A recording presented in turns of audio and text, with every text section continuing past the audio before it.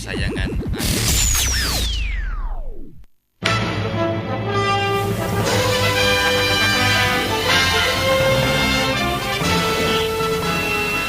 Halo, assalamualaikum warahmatullahi wabarakatuh. Salam kompak persahabatan bersama Bung Jos Bimasena di malam hari ini.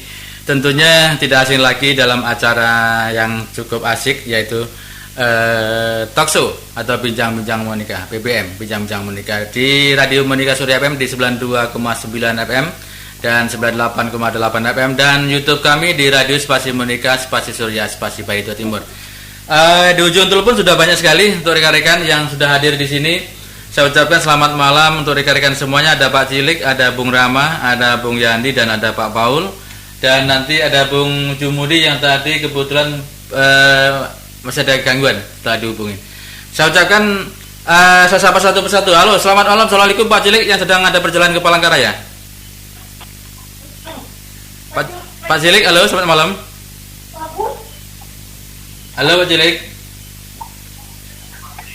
Oh, Pak Cilik mungkin putus ya. Dia lagi perjalanan ke Palangkaraya. Halo Pak Cilik.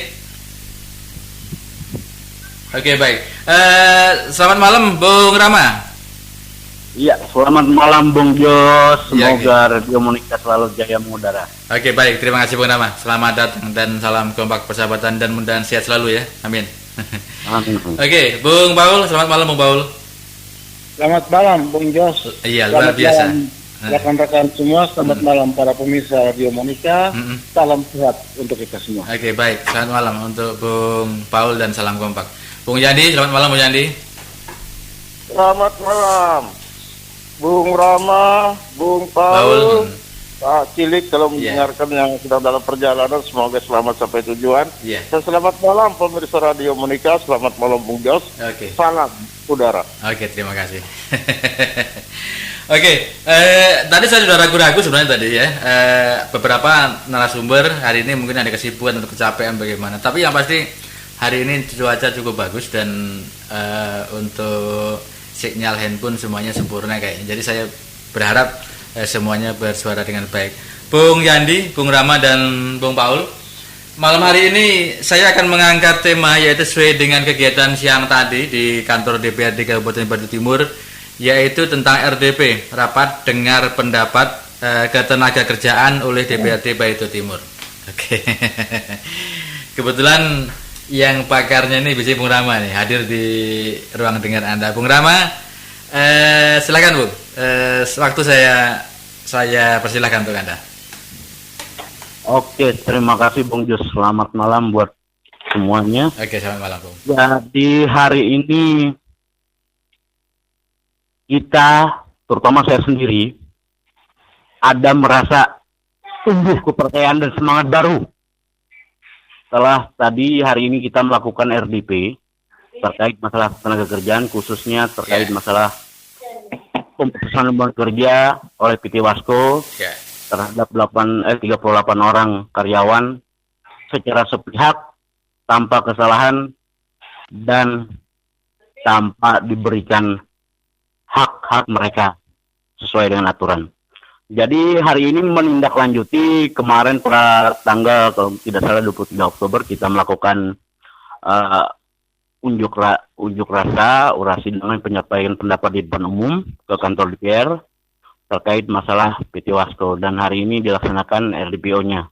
Tadi sudah dihadiri oleh kita dari pihak karyawan, eksekutif, dari Dinas Tenaga Kerja, dari perwakilan perusahaan PT Wasko juga ada, dan dihadiri oleh 4 orang anggota DPR, ketua, wakil, dan 2 orang anggota. Gitu. Jadi apa yang kita sampaikan hari ini, kenapa saya bilang ada semangat baru? Mudah-mudahan ini bagi masalah tenaga kerjaan yang ada di Kaltim. Kenapa saya sampaikan demikian? Karena tadi kita sampaikan pada saat RDP, kita sampaikan semua kronologis kejadian pemutusan hubungan kerja, termasuk juga masalah tenaga. Dan hari ini tadi saya sangat senang. Kenapa? Ada bahasa dari Kepala Dinas Tenaga Kerja juga ya. Kita mau kerjasama. sama-sama kita benahi. Kalau ada masukan, saran, silakan. Wah, ini yang kita tunggu. Kan begitu. Walaupun tadi beliau sempat mengatakan ya, Bung Rama kalau bisa legalitasnya disiapkan dulu. SK-nya mana, disampaikan ke dinas, pencatatannya harus disampaikan. Tetapi ya itu kemungkinan karena beliau baru 3 tahun di Disnaker, makanya beliau tidak tahu. Tadi kan saya cuma jawab, silakan tanya ke staf Bapak di Dinas Tenaga Kerja bagian pencatatan itu apakah ada atau tidak. Nah, tadi kayaknya saya nggak mau panjang lebar karena semua saya sampaikan. Kalau saya tentunya punya dasar dan tidak mungkin sembarangan. Karena saya sadar yang kita hadapi ini, karyawan yang hadapi ini adalah pihak perusahaan yang mana mereka mempunyai kekuatan semua, baik dari segi finansial dan dari situ juga banyak orang-orang pintar. Jadi tidak sembarangan. Tetapi akhirnya hari ini kan terbuka ruang. Semoga ini memang benar-benar terbuka. Ini pembicaraan penyampaian tadi tulus sehingga nanti ke depannya serikat pekerja dengan Disnaker bisa berdampingan untuk menciptakan hubungan kerja industrial yang harmonis. Jadi serikat pekerja, kami dari serikat pekerja tidak semesti bukan langsung hantam perusahaan terus, tidak. Kita bagaimana cari solusi supaya semua bisa jalan. Perusahaan berdiri di batin mereka di sini silakan, tapi tenaga kerja kita juga dipenuhi hak-hak mereka. Karena tenaga kerja tidak lebih permintaan mereka, sesuai dengan aturan saja. Nah, untuk hari ini juga tadi kita mendengar, sudah penyampaian tadi, dan kita sangat-sangat berterima kasih kepada anggota DPR, terutama Pak Wakil Ketua, dan Ketua Pak Wakil Pak Yanto Muller tadi, makanya dapat aplaus yang luar biasa. Termasuk dari Bro Yandi, juga meminta tadi aplaus mendengar pernyataan beliau, bahwa di situ jelas sudah dijelaskan semua apa yang menjadi alasan PT Wasko. Itu kita sudah sampaikan sama persis dengan yang disampaikan oleh Pak Arianto tadi, bahwa dalam sikap dan pendirian kita, dalam tuntutan kita sama itu semua. Jadi jelas bahwa sekarang ini untuk diketahui Bung Jusya, kalau kemarin kita ada mediasi tripartit di Disnaker, bahwa sekarang sudah ada anjuran dari Disnaker yang menyatakan bahwa PT Wasko itu harusnya membayar pesangon 2 kali PNTK. Atau 2 kali pasal 156 ayat 1 atau gimana kan seterusnya gitu. Sesuai dengan apa yang kita tuntut. Dan karyawan, kami dari pihak karyawan, saya selaku kuasa dari pekerja PT Wasko, menanggapi anjuran tersebut kita menyatakan menerima. Nah, tetapi dari PT Wasko sendiri mereka menyatakan menolak. Dan kemarin terakhir ada penawaran dari mereka yang terbaru. Mereka menawarkan kepada karyawan bahwa akan memberikan pesangon. Mereka siap memberikan pesangon 1 kali PNTK dengan cara bayarnya dicicil selama 3 kali. Nah, terkait masalah tersebut, karyawan sudah membuat surat jawaban kepada PT Wasko bahwa menolak tawaran tersebut. Kenapa? Yang pertama, karyawan berpendirian bahwa sesuai aturan undang, kita minta PT Wasko sama-sama menghormati putusan dari Disnaker, karena Disnaker ini adalah perpanjangan pemerintah. Ini adalah aturan pemerintah yang sudah berlaku. Jadi kita sama-sama ikuti itu. Nah, yang kedua, tawaran untuk dicicil selama 3 kali, itu jelas tidak ada pesangon bisa dicicil 3 kali. Itu bisa kita lihat di Kepmen 150 tahun 2000 pasal 33. Bahwa pesangon itu harus dibayar secara tunai, tidak ada istilah dicicil. Nah, yang ketiga, kenapa kita menolak kali 1? Karena dalam tawaran mereka itu, kali 1, pesangon 1 kali PNTK itu, mereka tidak menceritakan dengan nominal atau penghitungannya seperti apa. Nah, kebetulan sebelumnya ada karyawan dari 38 orang ini, kan ada 1 yang mundur karena dia bekerja masih di wilayah di sekitar Sukung Nyadaru juga. Jadi diminta harus segera menyelesaikan dengan PT Wasko baru bisa diterima. Akhirnya dia nerima. Nah, ternyata penghitungan PT Wasko itu apa? Masa kerja yang dihitung kali 1 itu masa kerja karyawan itu dikurangi 3 tahun. artinya dihilangkan 3 tahun pertama. Nah, dari situ kan kita bisa lihat. Dan ditanya sama klien, kenapa bisa dikurangi seperti ini? Jawaban dari manajemen, oh itu kami tidak tahu apa, itu cuma keputusan dari pusat. Jadi memang tidak bisa mereka menunjukkan. Selama ini Wasko tidak pernah bisa menunjukkan pasal-pasal yang mana, aturan yang mana bisa yang mereka lakukan itu, membenarkan yang mereka lakukan itu. Nah, dengan seperti itu, 3 tahun itu dikurangi. Kalau kita hitung, ini saya hitung sendiri, anggaplah gaji mereka misal karyawan ini 3 juta ya. 3 tahun itu, kalau kali 1, berarti 3 kali 1. 3 kali 1, 3 bulan upah, kali 3 juta, misalnya gaji pokok mereka. Berarti kan sudah 9 juta. Ditambah uang jasa penghargaan itu, 3 tahun sampai 6 tahun itu, nilainya 2 bulan upah. Artinya di sini sudah kehilangan 5 bulan upah loh, dalam pesangon. 5 bulan upah, plus perumahan pengobatan 15%.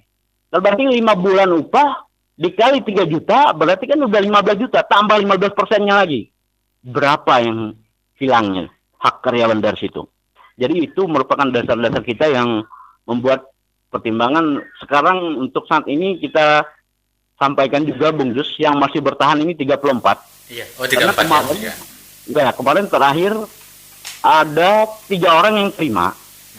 Karena dengan iming-iming yang luar biasa dari Wasko, Wasko menyatakan kali 1 dan siap dibayar cash. Nah, karena karyawan ini juga ada keperluan, ada yang mau pulang ke Jawa, karena dia tinggalnya di Jawa, dan juga ada yang mikir keperluan ini itunya, mereka berharap dengan menerima itu bisa langsung dibayar sesuai janji PT Wasko. Tetapi yang terjadi apa? Begitu mereka tanda tangan, mereka disuruh perjanjian bersama ini, mereka minta, Pak, kapan membayar secepatnya? Oke, siap.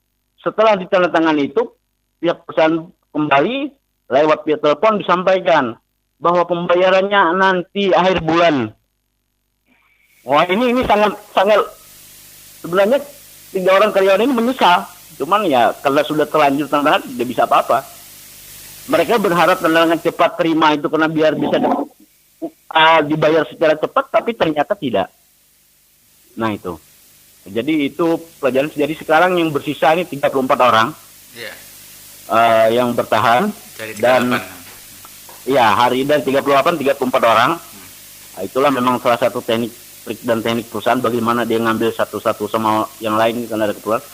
Dan hari ini kita sangat berterima kasih kepada DPR selaku tiang tengah. Tadi bagaimana DPR juga meminta kepada pemerintah daerah untuk turun tangan tegas dalam hal ini.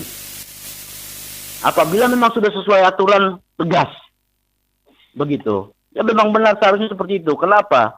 Karena menurut saya, kenapa hal-hal seperti ini bisa terjadi? Ya salah satu faktornya penyebabnya ada karena tidak ada ketegasan dari pemerintah daerah. Begitu. Yeah. Nah, tadi disampaikan akhirnya tadi disepakati, bahkan tadi PT Wasko dari pihak DPR juga meminta PT Wasko karena mereka meminta waktu untuk menyampaikan ke manajemen pusat. Jadi dikasih waktu sampai tanggal 9. Ya, tanggal 9 nanti keputusannya harus disampaikan terkait itu. Dan harapan kami mereka sama-sama mengikuti aturan yang ada. Karena jujur saja Bung Jus, bukan apa, kalaupun sampai nanti PPHI seperti yang disampaikan oleh Pak Wakil tadi, kita yakin kita menang 97%. 3%-nya itu karena ada tanda kutip. Iya. Nah, itu. Kenapa? Saya sudah pelajari tidak ada sama sekali dasar hukum apapun bagi mereka untuk membantah tuntutan dan dalil kita itu. Dan sampai saat ini pun mereka tidak pernah menyatakan, oh ini undang-undangnya sekian ini. Terakhir mereka dengan alasan Kepres nomor berapa ya, 12 tahun 2000 masalah COVID. Nah jelas itu tidak ada sangkut pautnya. Itu masalah penanganan COVID. Bukan dengan adanya Kepres itu lalu perusahaan bisa seenak memihak karyawan, tidak memberikan hak mereka. Tidak ada hubungan sama sekali. Jadi ini bahasanya sebenarnya apa? Perusahaan ini mengambil kesempatan menggunakan COVID Walaupun itu jelas kita tidak tahu. Kalaupun mereka mengatakan rugi ya jelas, berarti kan harus ada audit dari akuntan publik, yaitu dengan dibuktikan kerugian berturut-turut selama 2 tahun dan diaudit oleh akuntan publik, dan hasil audit itu pun harus disampaikan ke pengadilan untuk sahkan, kan begitu. Jadi harapan kita semoga ini merupakan tolak ukur kita. Ini permulaan yang bagus. Ini kabar gembira bagi teman-teman pekerja. Semoga benar-benar ini bisa berjalan. Pemerintah daerahnya benar-benar memahami. Kita juga tidak bisa membantu pekerjanya untuk mendapatkan hak. Dan kita dari pekerja, kita pastikan kita tidak akan menuntut yang di luar dari aturan undang. Nah, harapan kita itu kedepannya semoga ini merupakan awal. Makanya hari ini saya jujur, untuk hari ini saya dan teman-teman pekerja tadi untuk pertama kalinya saya merasa senang dalam hati. Nah, terkait tadi perkembangan seperti apa. Mudah-mudahan apa yang disampaikan oleh perwakilan wakil kita di DPR tadi bisa didengar oleh pemerintah daerah dan dilaksanakan seperti yang ini. Itu saja Bung Jus harapan kita untuk saat ini. Sementara itu saja dari saya. Terima kasih. Baik, terima kasih Bung. Luar biasa Bung Rama. Kebetulan tadi kami tidak ada di sana, tapi yang pasti saya rekan-rekan sudah mendengar dan dari apa poin-poin yang didapatkan dari Bung Rama. Selamat datang Bung Jumudi. Halo Bung Jumudi. Bung Jumudi. Kebetulan Bung Jumudi tadi ada di sana ya, Pak, di RDP tadi ya. Betul, ada. Bung, silakan Bung. Apa yang Anda dapatkan dari kegiatan tadi? Silakan Bung. Selamat malam Pak Bung Jos. Dan Radio Monika. Ada Bung Rama, Bung Yandi dan Pak Paul. Pak Cilik kebetulan berjalan ke Palangkaraya tadi. Silakan Bung. Bung Jumudi, silakan. Apa yang Anda dapatkan tadi di kegiatan tadi? Silakan. Pada malam hari, kalau kita melihat dari substansi yang akan digugatkan atau yang dibicarakan tentang PT Wasko,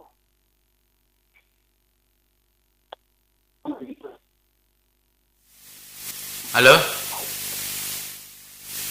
Bung Jumudi bisa geser sedikit cari posisi. Ya. Lanjut, silakan. Sudah bagus. Nah, jadi saya tadi hadir di dalam artinya RBC, tetapi dari substansi yang mereka sampaikan dari pihak pekerja, menyampaikan ke pemerintah daerah dan juga menuntut pada PT Wasko itu tadi. Nah, pertama menjadi pertanyaan kami pada malam hari ini, untuk bisa menjelaskan apa yang harus saya pertanyakan pada malam hari ini. Pertama, posisi dari PT Wasko itu di wilayah mana, daerah mana, masuk Kalimantan mana, Kalimantan Selatan atau Kalimantan Tengah, wilayah Batu Timur atau di mana. Ini menjadi pertanyaan saya. Nah, lalu kalau kita mendengar pembicaraan itu tadi, itu sangat cukup alot. Dan kami mendengar dari silakan.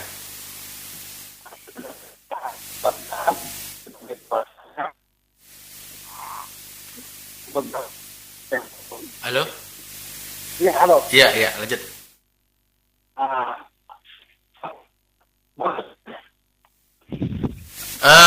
Bung Jumudi cari posisi yang bagus Bung ya. Putus-putus Bung suaranya Bung. Bagus kah? Ya sudah ya. Siap, jangan kemana-mana. Silakan. Ya, jadi kalau sampaikan hal tersebut itu menjadi pertanyaan kita. Posisi dari perusahaan PT Wasko itu apakah berada di Kabupaten Tabalong atau Kalimantan Tengah Kabupaten Batu Timur? Ini menjadi pertanyaan kita. Kalau itu artinya di Kalimantan Timur, Kalimantan Selatan, apakah boleh mereka meminta pendampingan dari pengurus di Kabupaten Batu Timur? Nah, ini menjadi pertanyaan kita. Disitulah artinya nanti kalau kita mengajukan ke dalam ranah hukum, kita pasti di situ pada prinsipnya kalah karena wilayah. Karena sepengetahuan saya kalau dia koordinator Kalimantan Tengah, dia tidak bisa berbicara di Kalimantan Selatan. Tetapi kita kurang tahu kalau masalah ini. Nah, jadi itu menjadi pertanyaan kita. Wilayah-wilayah yang akan dituntut dan membawa karyawan-karyawan itu, apakah itu wilayah Kalimantan Tengah atau wilayah Kalimantan Selatan satu? Kalau substansi yang dituntut itu sesuai dengan perundang-undangan, maka saya katakan, saya sudah menyampaikan tadi melalui pembicara saya tidak usah bicara, ada Bung Amunius atau Bung Tuyum untuk menyampaikan apa yang saya sampaikan. Nah, lalu pada malam hari ini saya berbicara masalah RDP itu tadi. Saya sangat tertarik dengan hal-hal seperti ini. Kenapa? Ini sebagai pintu masuk untuk pembelajaran kepada pekerja-pekerja yang ada di wilayah Kabupaten Batu Timur khususnya, yang dimana pihak daripada masyarakat mau berkorban atau mau mendampingi. Artinya para pekerja-pekerja itu supaya apa? Supaya ada kekuatan hukumnya. Yeah. Nah ini sangat tertarik menurut saya. Yeah. Tetapi pada prinsipnya, apakah boleh di luar daerah atau di wilayah lain kita berbicara atau mewakili atau mendampingi? Itu pertanyaan saya. Supaya artinya jangan keliru. Nanti kalau di dalam persidangan, kalau TKP-nya bukan wilayah kuasanya di Baritu Timur atau Kalimantan Tengah, nanti ada di wilayah Baritu atau Kalimantan Selatan, mungkin di situ adalah dalil-dalil untuk artinya kita bisa kalah. Tetapi kalau ini wilayah Baritu Timur, saya kira cukup baik dan luar biasa menurut saya. Ada penyampaian. Ya, Bung Jus, mohon maaf, Bung Jumudi, biar saya jawab langsung aja, biar tidak mengambang pertanyaan itu. Oke, sebentar Bung Rama, biar dilanjut dulu sampai dia selesai, baru nanti Bung Rama jawab. Iya, kan pertanyaan saya, apakah wilayah Baritu Timur atau Kalimantan Tengah? Ya, itu saja yang mau saya jawab, Bung Jus, maksud saya. Iya, sampai ke jawaban itu aja. Oke, ya. baik. Oke, Silakan, Bung Rama. PT Wasku itu berada kantornya di kilometer 30 Wadaro. Itu masuk wilayah Desa Patai. Oh iya. Kabupaten Batim, Kecamatan Dusun Timur. Jadi wilayah Kalteng. Itu aja Bung Jumudi. Siap. Nah, itu kalau kita berbicara artinya proses hukumnya, berarti di dalam arti pendampingan ini saya kira tidak ada cacat hukumnya. Nah itu satu. Nah kedua, ada tuntutan itu saya karena pernah diberhentikan juga dan pernah artinya mengundurkan diri. Memang seperti yang pasal-pasal yang dibacakan itu tadi. Karena saya di perusahaan Korea kemarin, saya pernah bekerja di PT Lukudeko di Kalimantan Selatan, sama persis. Nah, maka oleh sebab itu, saya sarankan juga kepada rekan-rekan atau pekerja, kalau memang ada artinya persatuan pekerja itu, arti sebagai artinya ujung tombak kita, siapa tahu kan, pertama siapa tahu mereka bekerja lalu diberhentikan atau di-PHK. Ini sudah motivasi untuk mereka yang karyawan-karyawan yang ada. Kalau boleh masuklah salah satu organisasi itu. Membayar iuran dan sebagainya, itu salah satu masukan kita. Nah, substansi yang akan dituntut itu tadi, itu tidak pernah ada kekeliruan, cukup jelas dan akurat. Dan saya sarankan, kalau memang dari artinya manajemen perusahaan PT Wasku itu tidak mau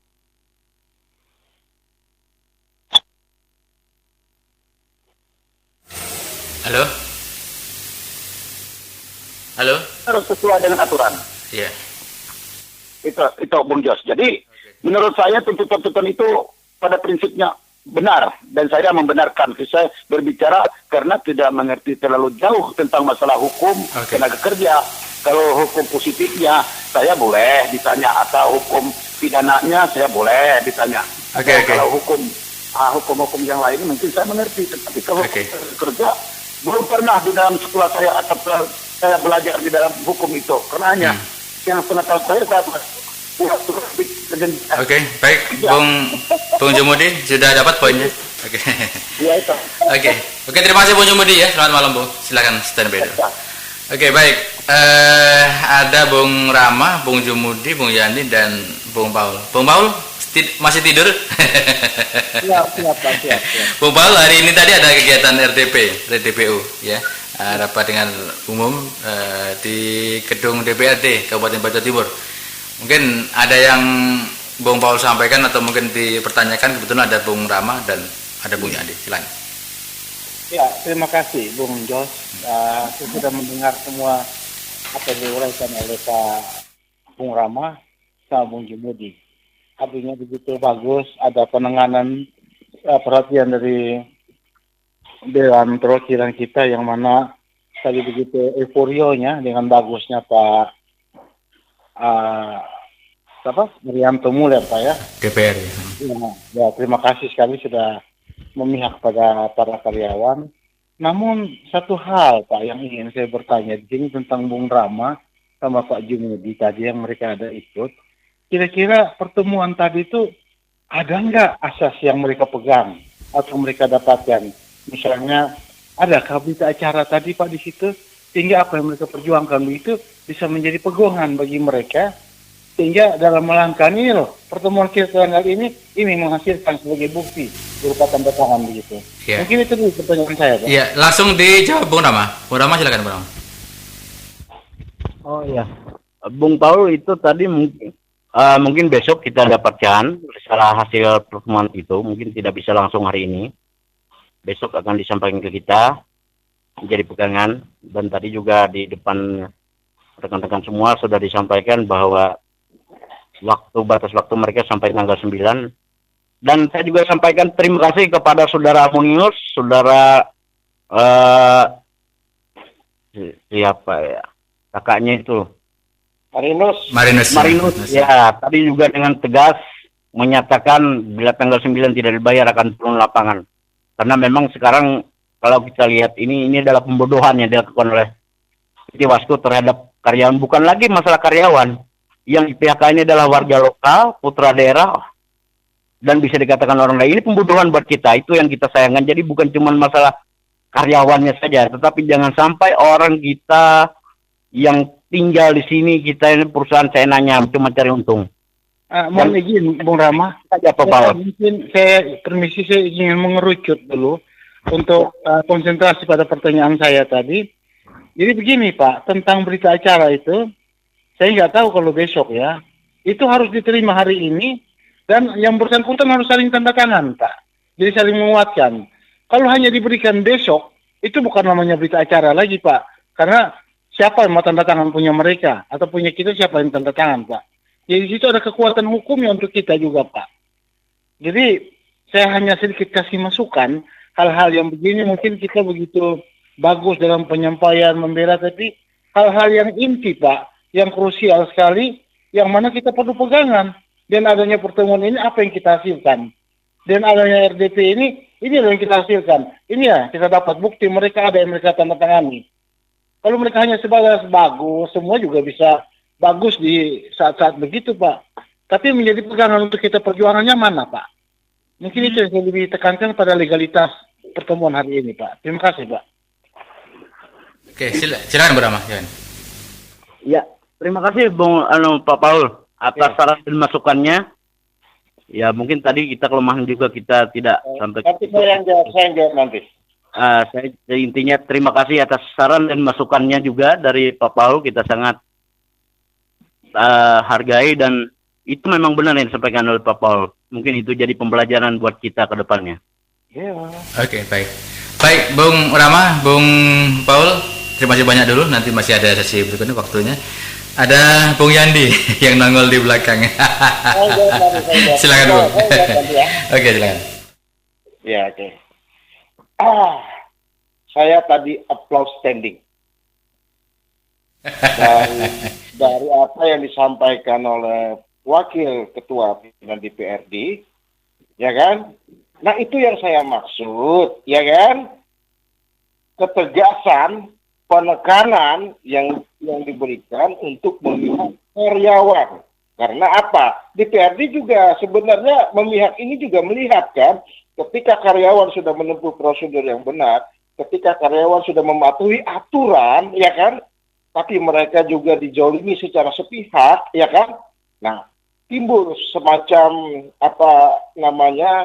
dari wakil greget, kita, greget, ya. wakil kita akan melakukan penekanan. Itu sebenarnya kita inginkan sebenarnya ini bisa selesai di tingkat mediator. Kalau mediator misalnya melakukan istilahnya itu mengingatkan kepada perusahaan ini loh aturannya, ini loh mereka benar gitu kan, sehingga bisa selesai di tingkat mediator, ya kan? Nah ini yang kita maksud tadi. Makanya saya tadi langsung standing applause, bukan hanya tepuk tangan, bukan hanya applause, tapi standing applause hari ini buat Pak Haryanto S. Muller, karena beliau telah memenuhi janjinya akan membela karyawan, karena beliau sudah mendengar apa yang proses dari awal karyawan yang di pihak ini. Pertama memang sepihak karena tidak ada kesalahan. Kedua mereka melakukan karena alasan pandemi, ya kan? Pandemi COVID, ya kan? Yang ketiga mereka ini mau membayar pesangon tidak sesuai aturan. Gaji juga yang harus dibayar sebenarnya, ya kan? Tidak perlu menunggu PHI. Mereka juga mau tunda begitu, karena hal-hal inilah sebenarnya yang sifat penzoliman perusahaan kepada karyawan gitu kan. Dan apa yang dikatakan Pak Haryanto S. Muller itu betul, iya kan? Kita buka kembali pasal 164 dan seterusnya gitu kan, Undang-Undang Ketenagakerjaan, Undang-Undang Nomor 13 tahun 2003 gitu, ya kan? Bahwa yang namanya pemutusan sepihak itu tetap harus melakukan sesuai prosedur aturan, pedoman aturan. Tidak ada kata negosiasi itu boleh, ya kan? Negosiasi itu oke, ya kan? Tapi ini kan persoalannya bukan pilot, ya kan? Ini persoalannya bukan rugi. Ini perusahaan konstruksi. Perusahaan konstruksi yang karyawan ini melakukan nilai pekerjaan yang belum masa COVID. Diberhentikan di masa COVID, ya kan? Nilai pekerjaan misalnya yang tidak turun, yang sebelum-sebelumnya.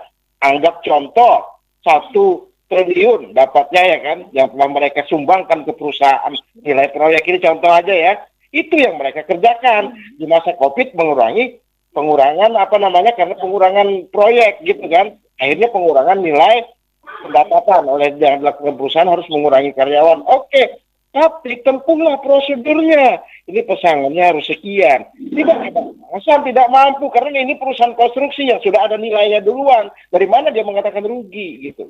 Perusahaan konstruksi itu bisa rugi karena pada saat ekonomi negara mulai krisis gitu kan. Di tengah kondisi kita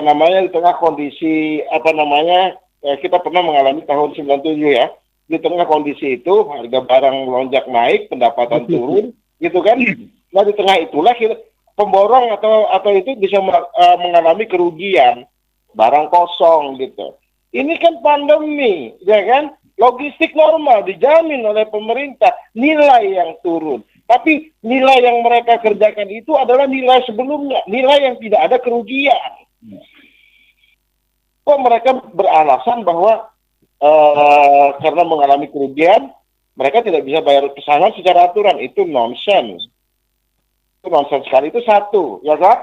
Makanya hari ini apa yang dikatakan oleh Wakil Ketua DPRD Pak Haryanto Muller itu benar sekali, benar sekali.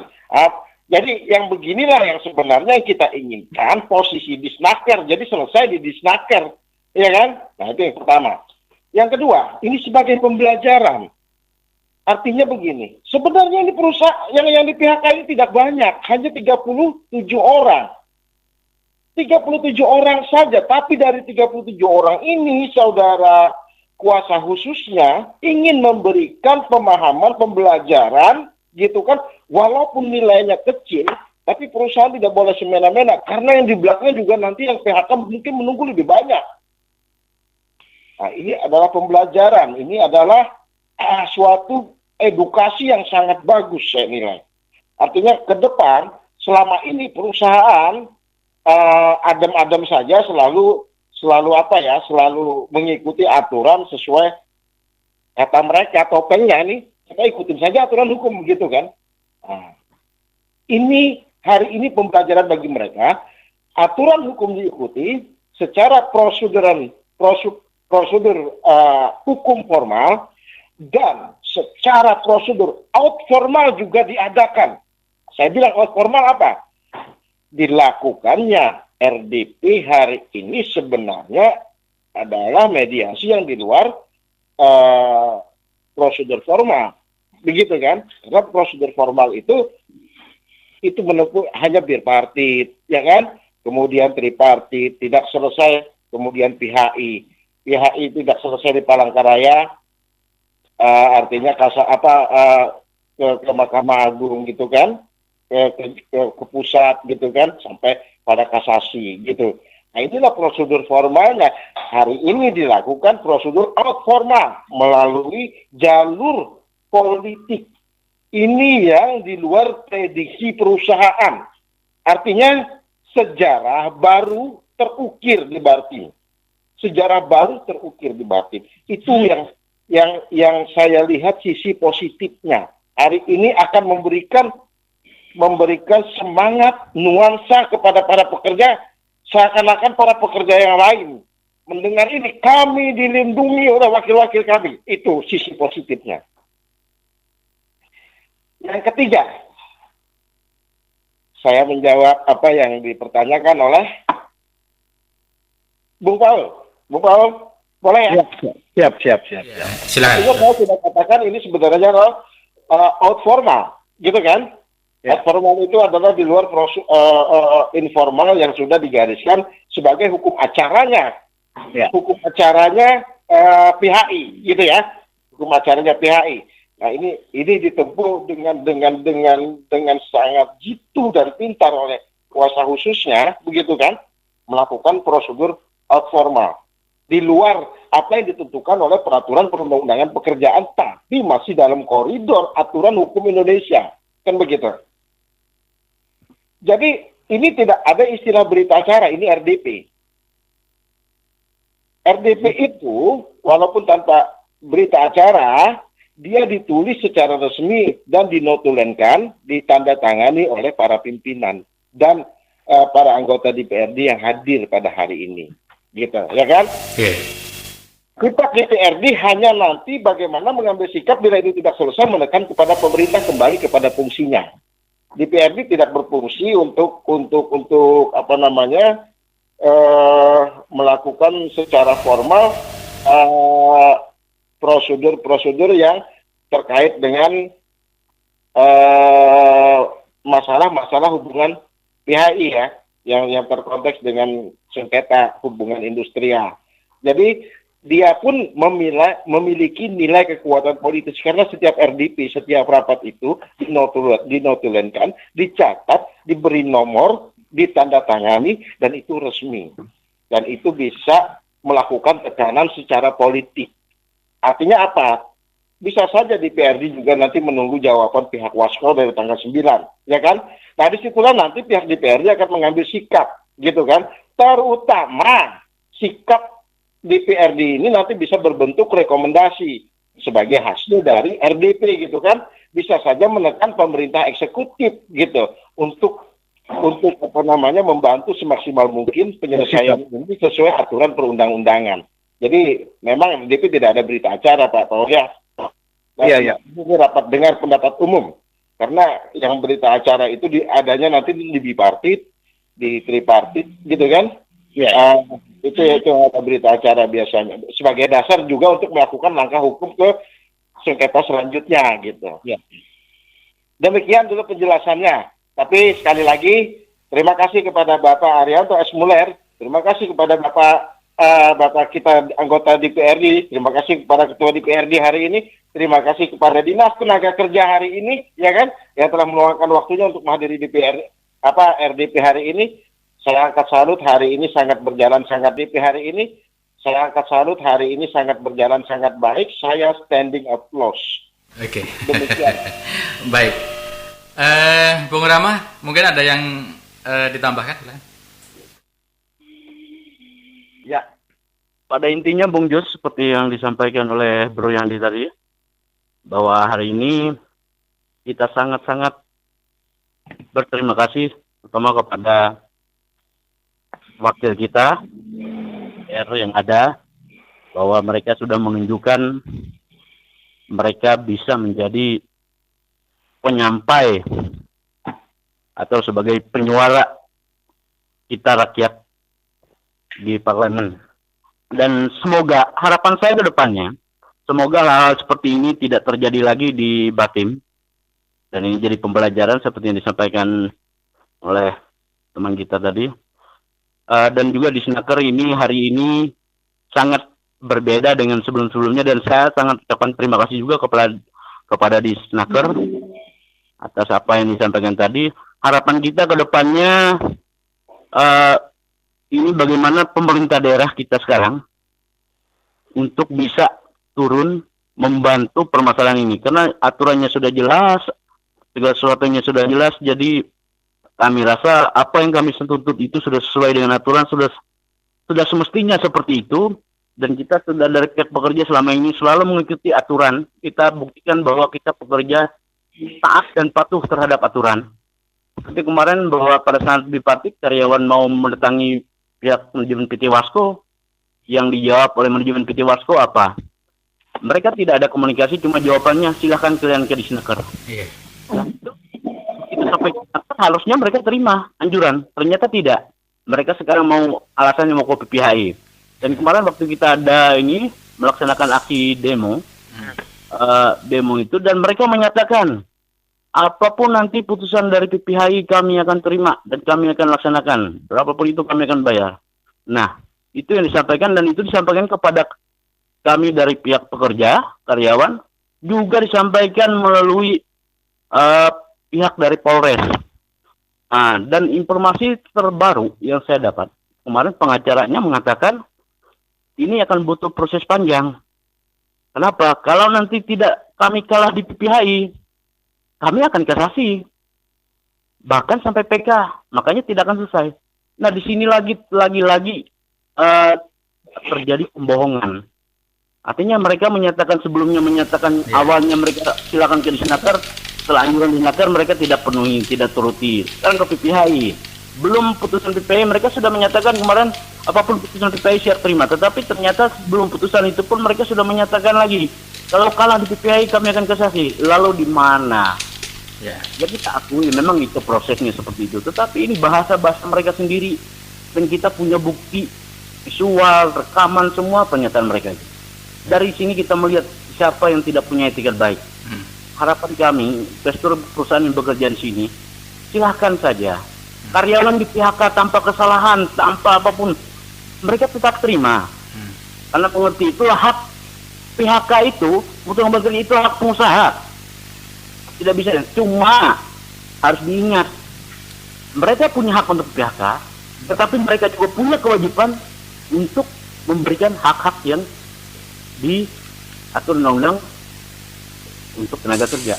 Nah, terkait Bung Jus, saya ini masalah sisa upah, Bung Jus, kenapa sampai kita ada aksi penutupan di PT Wasko? Saya sampaikan Pak Bung Jus ya. Jadi karyawan itu bekerja dari tanggal 26 Agustus sampai tanggal 15. Mohon maaf, silakan. Ya, surat PHK tanggal 15 itu mereka bekerja selama 20 hari waktu itu. Dan pada tanggal 26 berikutnya mereka diberikan gaji cuma 24 juta, 2.400.000 di bawah UMK, dan tidak seperti gaji pokok yang biasa mereka terima. Kenapa? Itulah yang kita tuntut. Kenapa mereka sudah bekerja 20 hari loh. Di undang-undang pun saya rasa kalau dia udah bekerja 10 hari, 15 hari maksimal dari satu itu wajib. Karena diingat karyawan ini bukan karyawan harian, mereka adalah permanen yang masa kerjanya 7 tahun minimal. Bahkan ada sampai 15 tahun. Nah, itu pun kita tuntut. Dasar kita jelas. Bahwa selama belum adanya putusan dari pengadilan hubungan industrial terkait putusan hubungan kerja, atau ada kesepakatan bersama, maka wajib kedua belah pihak melaksanakan kewajibannya. Dan gaji tetap dibayar. Nah, kemarin, karyawan sudah datang ke perusahaan, mau bekerja. Tetapi dari pihak perusahaan mengatakan kalian tidak usah turun. Ya, artinya, di dalam Capman, makanya kenapa saya menggunakan Capman 150 17 itu, katakan apabila pekerja yang mau melaksanakan pekerjaannya tetapi dilarang oleh pengusaha, ketika dilakukan sehingga apa, maka pengusaha wajib memberikan gaji karyawan selama proses full 100%. Sebelum ada putusan dari pengadilan hubungan industrial atau kesepakatan bersama. Ini dicatat loh ya. bayar sebelum ada putusan. Jadi ini tidak kita bawa ke PPI. Kenapa? Kalau kita bawa ke PPI, artinya sama setelah putusan.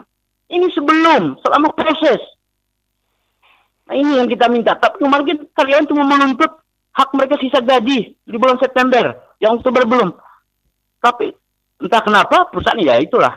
Mungkin karena hebatnya, egonya, mereka tidak mau bayar. Mereka menunjukkan kekuatan mereka.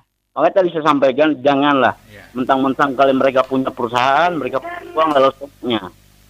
Jangan sampai kita sebagai putra daerah, kita sebagai masyarakat lokal di sini, kita juga punya hak. Kalau mereka bisa seenaknya tidak mengerti aturan seperti itu, ya bagaimana kalau kita nanti? Karena kita yang punya wilayah. Wah gitu. Jadi kita tadi saya harapkan sama-sama kalau mau secara aturan, berjalanlah sesuai aturan. Karena seperti disampaikan oleh Pak Cilik tadi, yakin apabila segala sesuatu itu dijalankan sesuai aturan, maka tidak akan ada masalah.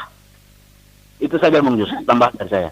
Oke, baik Bung Rama, terima kasih banyak. Bung Rama, berkaitan dengan 4 orang dari 38 ya, itu apakah dikarenakan tadi kan ada disampaikan bahwasanya menandatangani tetapi haknya belum dipenuhin. Apakah itu tidak bisa ditarik lagi untuk ikut ke rombongan yang ada itu, Bung Rama? Jadi begini Bung Jus, terkait 4 orang itu, jadi yang 1 orang memang sudah lama, nah yang 3 orang baru kemarin. Untuk ditarik itu, karena saya juga tidak tahu bagaimana isi dari perjanjian atau kesepakatan bersama mereka yang sudah ditandatangani itu. Tetapi rasanya mungkin akan sulit. Kenapa? Karena perjanjian itu ditandatangani dan jelas saya yakin di dalam perjanjian itu jelas apabila kesepakatan ini sudah ditandatangani maka pihak pekerja tidak bisa menuntut lagi atau apa-apa bla bla bla bla lah. Isinya. Saya sangat paham itu pasti akan terjadi hal seperti itu. Nah, itu jadi itu memang makanya ini pembelajaran juga bagi 34 orang teman-teman pekerja masih ini bila mereka ngapain kita terima. Kalau ternyata tuh pembayarannya akhir bulan juga. Berarti kan tidak sesuai dengan janji. Tapi dari situlah ini jadi bahan kita pembuktian bahwa PT Wasko tidak ada niat baik atau tidak baik dengan pekerja. Oke, baik. Mereka selalu berusaha. Itu saja, Bung. Oke, baik. Bung Rama, terima kasih banyak, Bung Rama. Oke, baik. Waktu saat ini sudah di angka 1 jam. 1 jam kurang sedikit ya, kurang 10 menit. Dan Bung Jumudi masih ada, Bung Jumudi? Ya, Bung Jumudi. Sebelum kita berpisah, Bung, silakan, Bung. Apa yang bisa Anda sampaikan dan mungkin masukan-masukan untuk baik tenaga kerja Indonesia ataupun dari Distran ataupun mungkin kegiatan tadi, silakan. Ya, terima kasih Bung Jos. Sudah saya mendengar beberapa pembicaraan tadi yang disampaikan, pertama dari Paul, kedua Bung Rama, ketiga Bung Yandi. Nah, saran saya, Pak Paul, seperti yang disampaikan oleh Bung kita itu ada kesimpulan. Agak geser, Bung, suaranya, Bung, kurang jelas. Kalau ada kesimpulan, ya, itu seperti yang disarankan oleh Bung Paul tadi, berita acaranya itu ada. Sehingga dari DPR itu. Jadi itu harus dipegang sebagai dasar untuk kita melakukan upaya-upaya, kan? Akan memperjuang hak masyarakat ini sangat mulia. Tetapi kalau ada embel-embel itu tidak mulia. Itu menjadi sejarah. Jadi saya pendapat kalau memperjuangkan hak daripada tenaga kerja itu nurani berbicara, saya sarankan satu. Semua dokumen yang ada. Pertama, berita acara itu tadi. Kedua, visual dan juga rekaman-rekaman itu harus dipersiapkan. Karena saya dengar dari beberapa pembicaraan itu tadi, kalau tuntutan dari pihak tenaga kerja itu sebagai perwakilan yang tadi dibawakan oleh saudara Bung Rama, itu tidak ada hukumnya jelas dan akurat. Tapi banyak pihak perusahaan itu sangat sulit. Sangat sulitnya apa? Mereka tetapi akhirnya tidak melaksanakan. Nah, akhirnya disitulah artinya kita harus mempunyai kekuatan dengan beberapa data-data yang ada. Itu jangan data-data yang ada itu harus disimpan dan itu sebagai dasar kita untuk melawan mereka. Kalau mereka mau kita pengadilan, berarti kita harus siap. Karena menurut saya, tanggal 9 ini kalau analisa saya tadi kan, karena mereka sesuai dengan keputusan pimpinan hanya mampu membayar 1 kali. Nah, maka sebab itu, secara paksa akan gimana mungkin sudah kita berbicara hukum. Nah, lalu kita berbicara pada kesempatan malam hari ini, kita melalui jalurnya, karena kita semua artinya mengerti masalah artinya hukum dan aturan, dan artinya tata tertib dan lain sebagainya, mungkin kita melawan juga dengan dasar-dasar yang ada. Jadi, menurut saya, kumpulkan semua data itu supaya bahan kita untuk melawan mereka ke pengadilan, dan bahkan mungkin dari pihak perwakilan pemerintah itu nanti juga disampaikan adanya gugatan. Kenapa alasannya? Karena cukup substansi yang dituntut itu beberapa poin itu tadi. Tapi kalau saya melihat dari segi hasil dari pertemuan pertama pada tadi siang, mereka tidak pasti membayar walaupun sudah ada pernyataan tanggal 9 itu. Itu menurut saya, analisa saya. Terima kasih Bung Jos. Oke, baik Bung Jumudi, terima kasih banyak Bung. Selamat malam dan selamat standby. Bung Paul, ada waktu Bung, silakan untuk masukan ataupun apa yang bisa ditanyakan ke sesi terakhir ya. Ya, terima kasih Bung Jos. Ya, kalau saya sih mungkin tidak terlalu banyak Pak ya. Cuman saya hanya sangat bersimpati saja Pak pada para buruh tenaga kerja yang sudah dipecat itu. Mungkin ini juga jadikan pengalaman saja bagi mereka bahwa setiap memulai satu pekerjaan itu mereka harus ikuti dulu lah, ya, membaca dulu aturan. Ya seperti kita masak Indomie saja Pak, itu jelas di situ Pak. Masak Indomie kita didihkan air 200 cc, kita mendidih masukkan mie-nya, aduk 2-3 menit, baru kita angkat mie-nya, masukkan bumbunya. Itu mie-nya saja Pak. Ini kita masak mie, hal yang begitu sederhana yang sering kita lakukan tiap hari. Apalagi kita sudah mulai melangkah pada hubungan ketenaga kerjaan ini jadikan sebagai suatu masukan yang luar biasa. Artinya kalau saya bisa menganggap, kalau ibaratkan kalau kerbau itu dia terantuk 3 kali Pak, dia pasti geleng kepala, tandanya dia malu. Jadi harus kita sikapi ini sebagai bahan masukan yang bagus. Hubungan antara tenaga kerja dan perusahaan harus kita junjung tinggi dan kita ikuti aturan yang ada Pak. Terima kasih Pak. Oke, makasih Pak. Bung Rama, ada waktu untuk Anda, silakan Bu, sebelum terakhir. Halo Bung Rama. Iya, silakan Bu. Sebelum berpisah Bu, silakan. Ya, intinya pada saat ini saya sampaikan, yang pertama ucapan terima kasih kepada DPRD Kabupaten Bartim yang sudah tadi memfasilitasi kita untuk mediasi masalah ini. Semoga, harapan saya semoga, dan harapan semua teman-teman saya mewakili teman-teman pekerja tadi saya sampaikan juga di sini, kepada Ketua DPR dan kedua kepada Pak Arianto Muller, teman-teman pekerja tadi mengucapkan terima kasih dan luar biasa, mereka salut, bangga dengan apa yang disampaikan. Nah, untuk ini harapan saya ke depannya, semoga ini menjadi awal yang indah untuk tenaga kerja yang ada di Bartim. Seperti kalau Pak Nyumudi bilang tadi, harapannya mungkin ada nanti pekerja masuk serikat. Itu terima kasih Pak Nyumudi. Itu kita harapkan juga bagi pekerja yang ada di Bartim ini, supaya bisa nanti, supaya enak kita kalau ada apa-apa kan kita lebih bisa masuk untuk membela mereka. Dan jangan takut. Ini terkadang pekerja ini takut masuk serikat karena takut diberhentikan. Padahal salah. Apabila pekerja masuk serikat itu jelas dilindungi oleh undang-undang. Apabila sampai ada yang PHK pekerja karena masuk serikat, jangan takut, jelas di situ aturannya. Ada pidananya pun. Dendanya minimal 100 juta. Saya rasa pekerja kalau masuk serikat di PHK dikasih 100 juta, senang aja itu. Itu. Jadi terkait masalah itu terima kasih Pak Jumudi atas masukannya. Semoga ini juga teman-teman pekerja yang lain bisa mendengar. Silakan masuk pekerja, kita buka ruang itu sehingga nanti kita juga lebih leluasa kalau memang ada hal-hal yang perlu disampaikan atau keluhan pekerja, mungkin kita akan sampaikan secara resmi, kita sampaikan, kita bela. Nah, mungkin Pak Jumudi juga kenal dengan saya. Saya ingat dulu kalau tidak salah waktu saya sidang PPHI, saya ketemu dengan Bung Jumudi ini di Pengadilan Negeri Palangkaraya itu waktu itu. Kebetulan beliau juga ada kegiatan di Pengadilan Negeri dan waktu itu saya juga sidang. Jadi harapan saya ke depannya bahwa apa yang terjadi hari ini semoga menjadi tolak ukur yang bagus dan Pemda benar-benar bisa membantu pekerja dalam memperjuangkan hak-haknya sesuai dengan aturan undang yang berlaku. Itu saja yang kita harapkan. Terima kasih Bung Jos. Oke, baik, terima kasih Bung Rama, Bung Jumudi, Bung Rama, Bung Paul, Bung Yandi. Ada waktu untuk Anda sekaligus untuk closing statement, silakan. Oke, 10 menit ya. Silakan. Ya.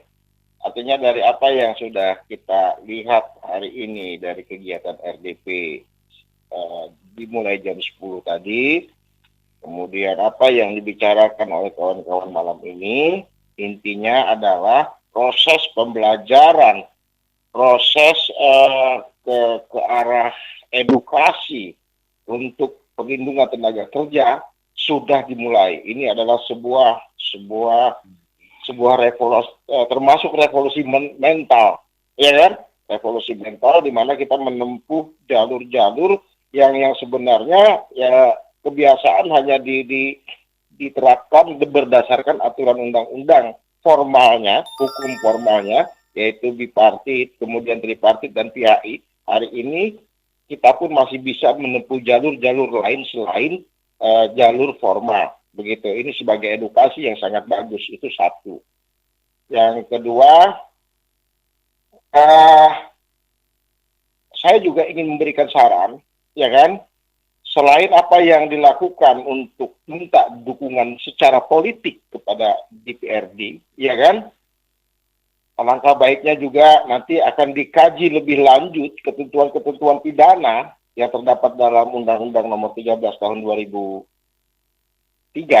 ya kan, di mana diatur sampai dari pasal 183 sampai 189, ya kan. Saya melihat ada unsur-unsur seperti yang dikemukakan Bung Rama, mereka ini sengaja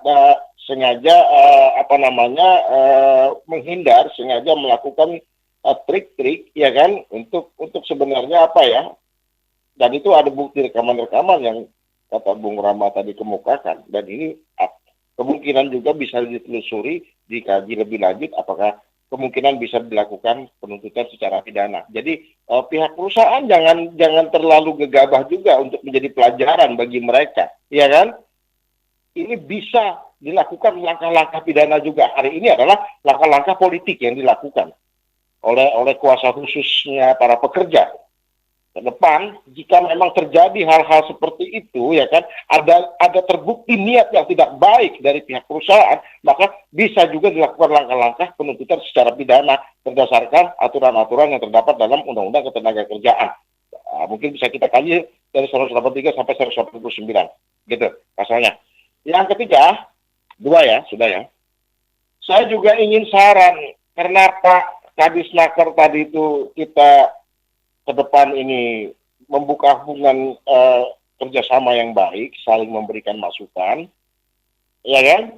Saya juga ingin image kita ini sebenarnya kalau seperti hari ini ya, image saya, image Pak Jumudi, image Pak Paul, image Pak Jaing, ya kan? Image-nya Bung Rama yang selalu mengkritik kebijakan-kebijakan pemerintah. Hari ini tidak kok. Kita melihat sendiri bukti bahwa mereka membela karyawan.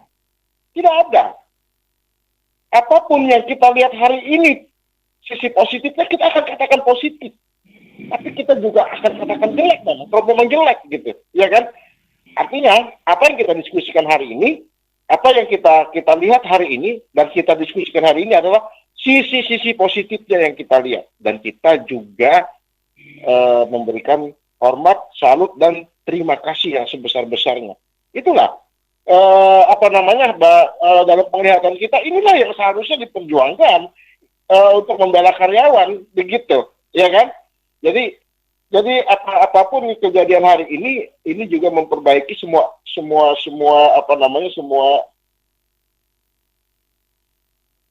ya kalau boleh dikatakan yang selama ini agak ekstrim dari pengamat, gitu kan? hari ini kita juga buktikan bahwa posisi kita memberikan penilaian apabila itu memang kita lihat positifnya jauh lebih bagus, kita akan juga menilai jauh lebih bagus. Yang keempat, tadi ada masukan juga dari Pak Ketua DPRD, ya kan, agar segera mungkin Disnaker untuk mendaftarkan perda untuk memberikan perlindungan hukum kepada tenaga kerja Bartim, ya kan? Dan saya ingin memberikan masukan sedikit, Bung Jos, ya kan? Karena YouTube ini akan didengar, ya kan, dan akan terekam, gitu kan? Paling tidak, inilah masukan dari kita, gitu. Inilah masukan dan saran dari kita. Saya melihat selama ini yang paling lemah di sistem ketenaga kerjaan ini itu di pengawasannya. Bayangkan 150 juta angkatan kerja kita, ya kan? Itu hanya diawasi hanya kurang lebih 1.600 orang. 150 juta hanya diawasi oleh 1.600 orang. Iya. Artinya ini sangat jauh berbanding terbalik. Dan ini sisi kelemahannya sangat besar di pengawasan. Karena penegakan hukum pertama, pintu pertama, ketenaga kerjaan ini justru ada di punggungnya pengawas. Tapi dari 150 jutaan lebih angkatan kerja kita, jumlah pengawasan kita hanya kurang lebih 1.600 orang. Ya kan? Kelemahan yang kedua, ya kan? Pengawas ini kewenangannya bukan lagi dikuasain oleh kabupaten, ditarik ke provinsi. Sebenarnya ditarik ke pusat, tapi sebagai perpanjangan tangan pusat adalah provinsi. Jadi provinsilah yang mengawasi mengenai kelembagaan pengawasan ketenaga kerjaan. Contoh misalnya terjadi pelanggaran oleh perusahaan. Misalnya di sini ya. Di sini sebenarnya terjadi pelanggaran dilakukan oleh PT Wasko, gitu kan? Itu sebenarnya sebelum merujuk pada persoalan yang lebih lanjut, itu sebenarnya bisa ditangani langkah pertama oleh pihak-pihak pengawas. Tapi ya lagi-lagi pihak pengawas itu ada di Palangkaraya, gitu kan? Nah, kenapa diperlukan perlindungan hukum, dibentukkan payung hukum seperti Perda, gitu kan? Jadi saya sarankan bagaimanapun Perda ini nanti akan memperkuat, terutama di bidang pengawasan, walaupun bukan kewenangan kabupaten, ya kan?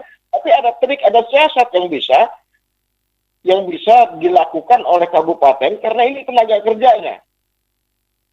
Ada trik secara administratif, bahkan sanksi yang lebih besar untuk menerapkan sanksi apabila terjadi pelanggaran dilakukan oleh perusahaan tanpa menunggu pengawas, gitu kan? Dengan baju topeng administrasi pun sudah bisa dilakukan tindakan-tindakan, gitu.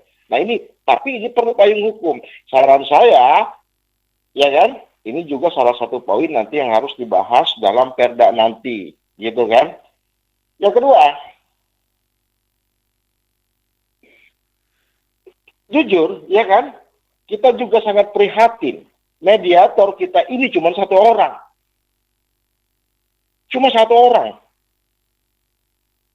Di Indonesia ya, terdapat yang namanya 2.224 hampir 300.000 perusahaan sekarang ini perkembangannya. Hampir 300.000 perusahaan lah saya sebut, ya kan? Jumlah mediator kita berapa? Tidak sampai 1.000. Tidak sampai 1.000. Di Bartim hanya satu orang. Berapa perusahaan di Bartim? Anggap saja ada perusahaan 100 perusahaan, ya kan?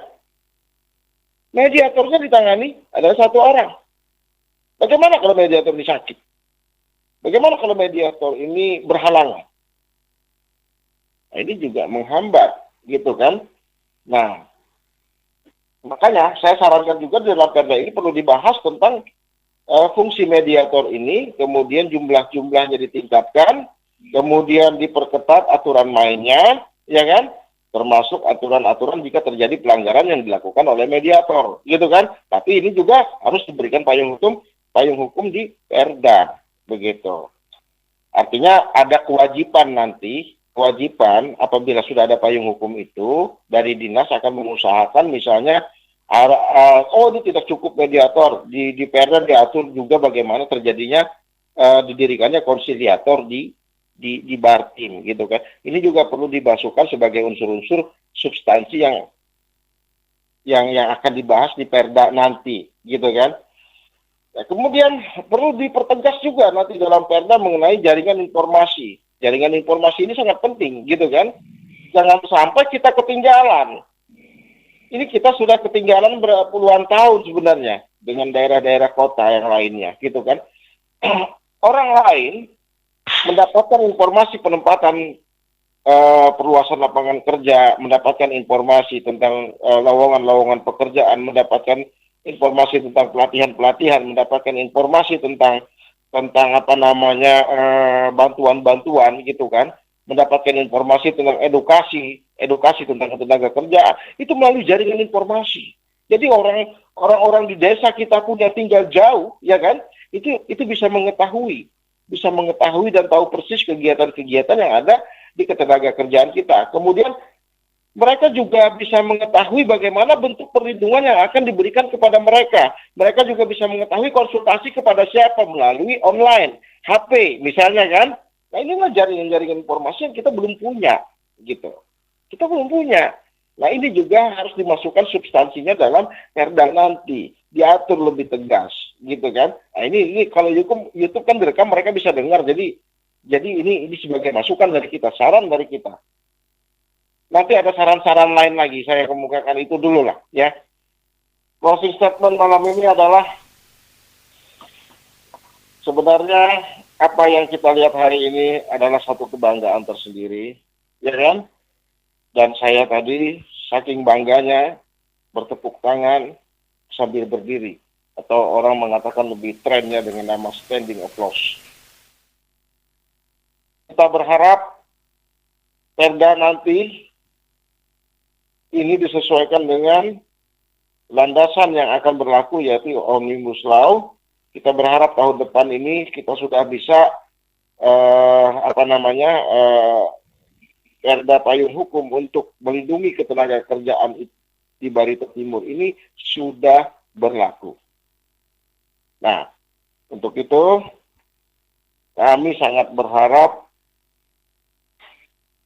sebagai orang-orang yang berbicara di radio, termasuk mungkin Bung Rama, Pak Jumudi, Bung Paul, ya kan, tahun 2001 adalah tahun untuk memberikan perlindungan penuh kepada tenaga kerja, dan tahun 2021 nanti dan hari ini adalah kegiatan hari ini adalah cikal bakal edukasi untuk perlindungan tenaga kerja dan untuk pembelajaran bagi perusahaan. Demikian Bung Jos, selamat malam. Oke, baik Bung Yandi, terima kasih banyak.